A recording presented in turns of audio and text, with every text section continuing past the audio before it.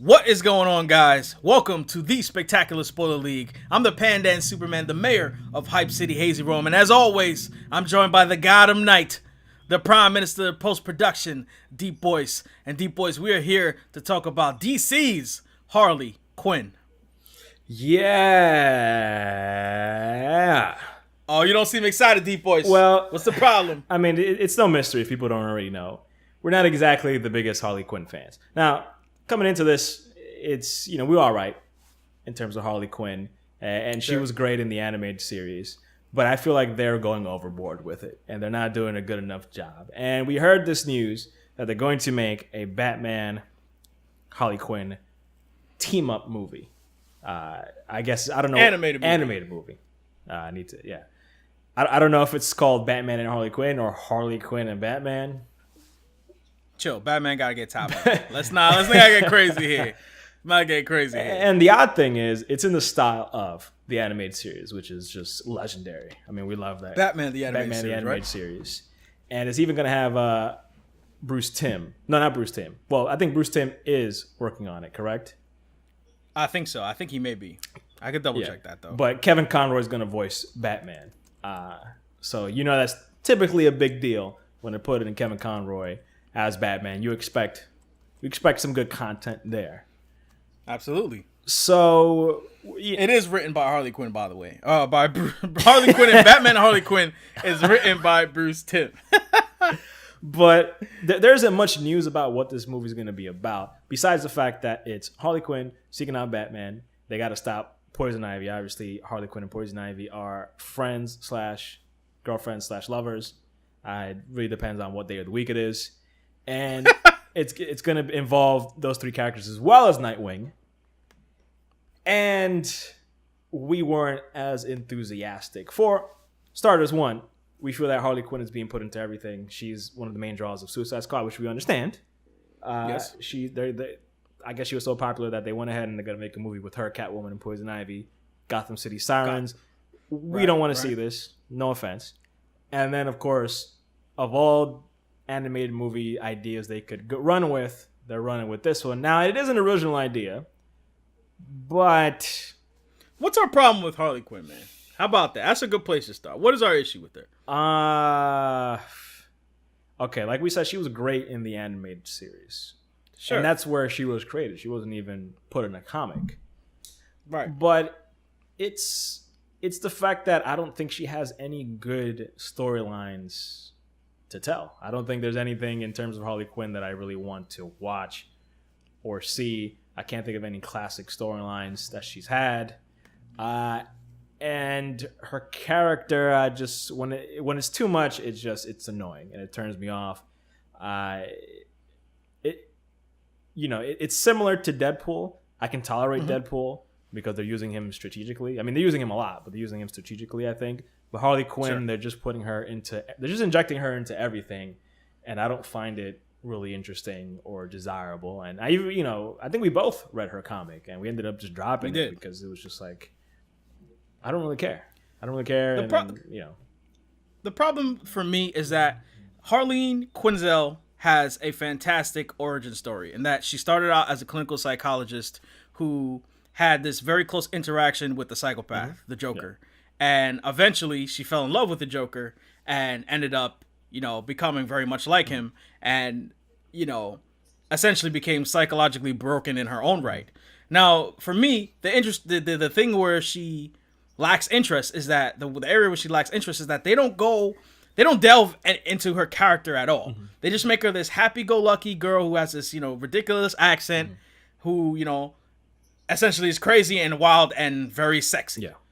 And I feel like that's a disservice to someone who has the origin story that she has. It's not interesting, and ultimately, it's shallow, and it's not. It lacks depth, and I think that's the biggest thing. It lacks depth to me, and for me, I'm looking at it like this. I'm like, Harley Quinn is a woman who was in a very abusive relationship. Mm-hmm. Like I always see people like shipping Harley and Joker, and there's like this kind of like this cult obsession with Harley and Joker. Yeah. But when I look at it as almost like a very sickening relationship because I'm like, he has abused her on numerous occasions. Yes. I know it's just a comic book. I get it. I know it's not like real, but abuse is a very serious topic, and I feel like comics, which often have a window into real life problems, real life issues, real life social cultural issues, real life political issues. I feel like to tell the story of someone who is trying to overcome or step out of this situation that was very abusive and mentally scarred her, I feel like that's an interesting way to go with her. Yes. And I feel like they refuse to tell that because maybe it's too dark, or maybe it's not funny. Yeah, they just want to use her as icing or fondant, like just right. They use her as a very popcorn type of character. When here at the SSL, Spectacular Spoiler League, spoilers, yes, we see some potential there. We see some opportunity, and absolutely. And we were throwing this idea around. We we're just like, damn, I don't know if we want to see this movie, but what would we want to see? What would we want to see out of Harley Quinn? What would we want DC to do with that character? And we came up with some pretty interesting possible plots and storylines. Yeah, I mean, for me, I'm looking at Harley Quinn as someone, you can keep the happy-go-lucky attitude, you can keep the fact that she's crazy and wild, but I think that underneath, there has to be something below the surface where that attitude and that persona is being used to cover up the deep scars she has inside of her. Essentially, that she doesn't know who she is anymore. Because she went from this super intelligent clinical psychologist, and she still is highly intelligent, to this person who essentially became the antithesis of everything she stood for. And I think to tell the story of someone who's overcoming this abuse, who's overcoming this hold that somebody had on her, the Joker, I think that's a good direction to go with it. Yeah. As it pertains to Batman and Harley Quinn, right? I can justify that relationship and that interaction if Harley Quinn is looking at Batman as, okay, I've spent time with the Joker, this person who has hurt me and scarred me. What is the surefire, easiest way to find out how I can beat the Joker, beat this person who's in my head, who has infiltrated my mind? And keep in mind, that falls in line with the Batman character, because that's something that he tries to do with the villains. That's why one of the reasons why he doesn't kill them. Exactly. He wants to rehabilitate. Exactly. Them. And I think for Harley, if you show this concept where she's like, I want to go to Batman because Batman is an expert at fighting the Joker. He has beaten the Joker countless times, and he knows what the key to success, the key to beating the Joker is. So let me draw to this character. And I think that's where the intrigue in Batman, could be played out. I think that's where that relationship would be able to flourish. And I think Batman, like you said, would reciprocate that, where he's like, this woman needs help. Yeah. This woman has been through something. And if she wants to change, if she's trying to better herself, I'm down. Now, I don't think Batman should be the answer for Harley Quinn, because an abusive relationship and someone who has been in an abusive relationship, it's a multi-dimensional aspect. It's not something where you could just go to one person and it's fixed. I think also when you look at Harley Quinn and her characterization, she's, as I said, she's like this character who's always joking around, seemingly never takes anything seriously, and she seems like kind of bubbly and happy.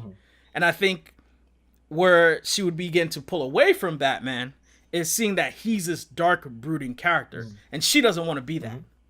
Even though she wants to beat the Joker, she doesn't want to be Batman. Yeah, I think really ultimately what we want to see is, we see this very capable character, and we want to see her overcome her troubles and her past on her own 2 feet, and come to that conclusion on her own term. Because if you look at look at the overall story arc, and it's funny, it's interesting you mentioned he doesn't want to become Batman. And the reason I say that is because her overall story arc is she was a professional. She had, I guess, her life figured out. Yeah. And then met the Joker, and her life turned upside down. And she thought she had found herself. She thought that was her true self. But then she realized that wasn't it.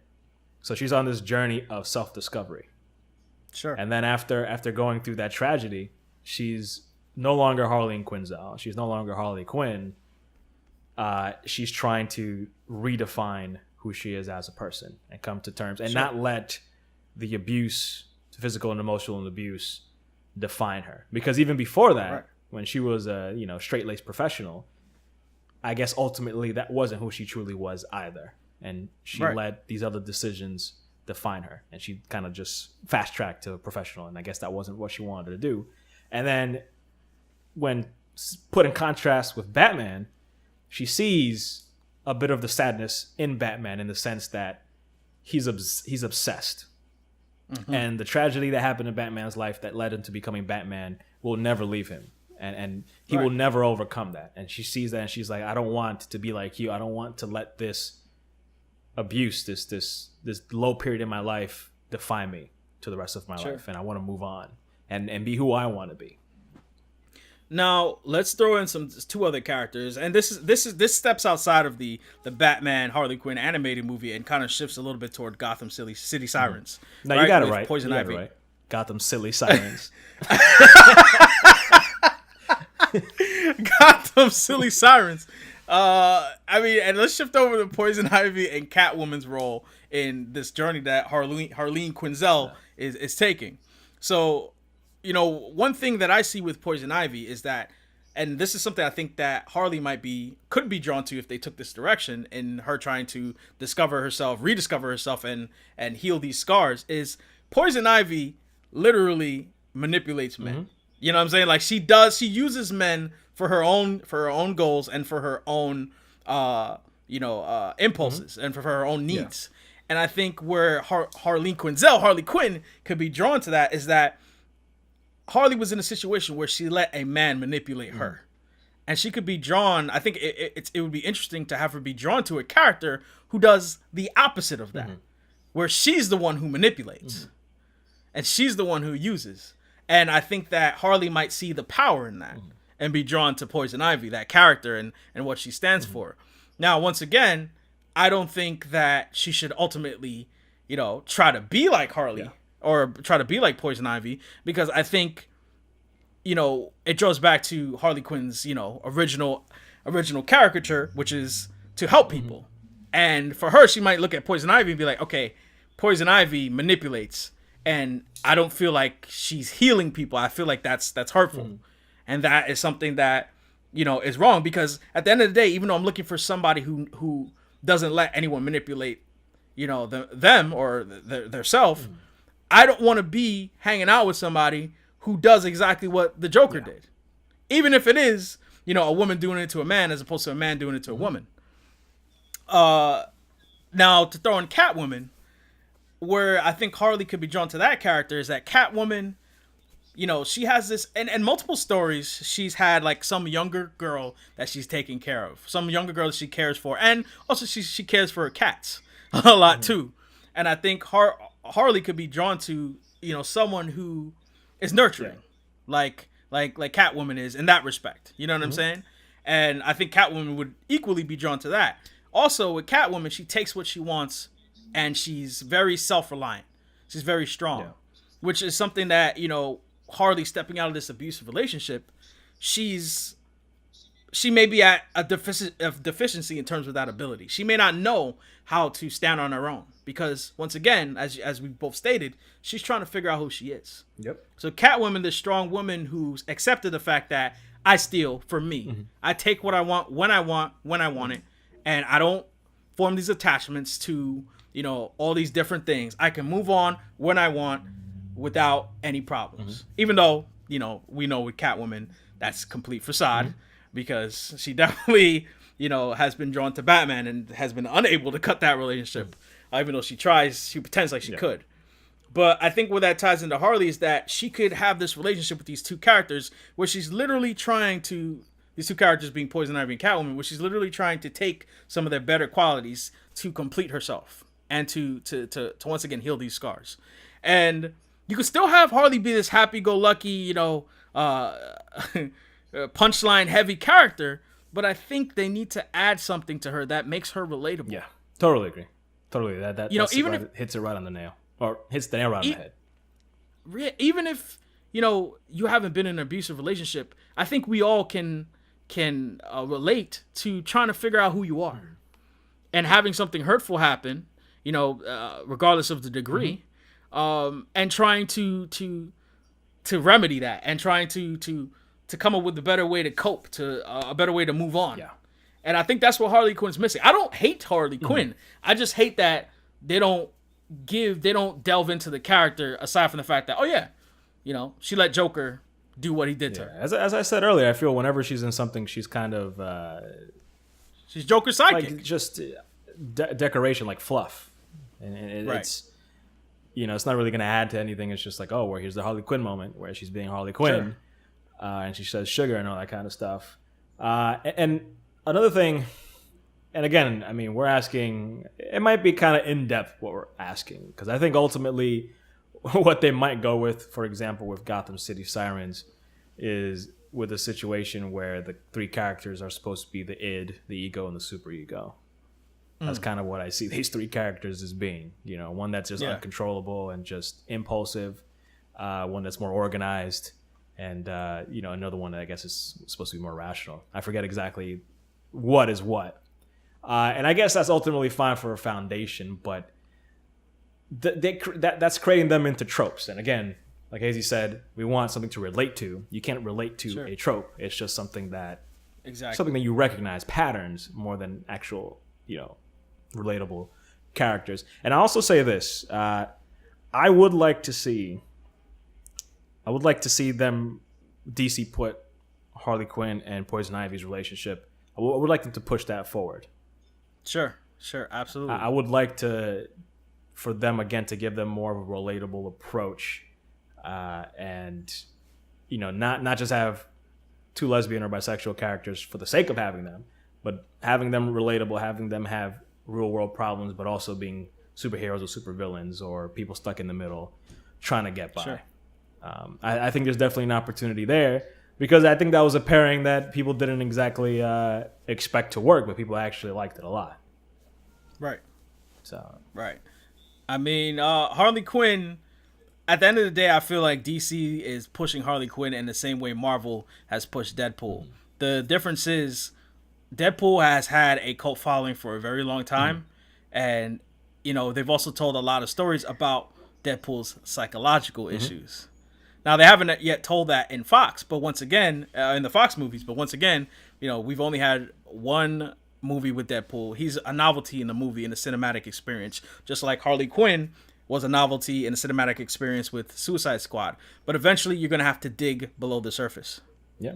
And I think with Harley Quinn, we hate on Harley Quinn. We joke about like how we don't want to see some of these things, but part of the reason why, for example, we have this issue with her is because they don't delve into the nuance of the character, and they just decide to make her this funny character who's always saying who talks a little bit funny and who is a silly goose, but she's dangerously she's a dangerous combatant, and she could kick your ass on a whim. Yeah. But it's like, yeah, that's cool.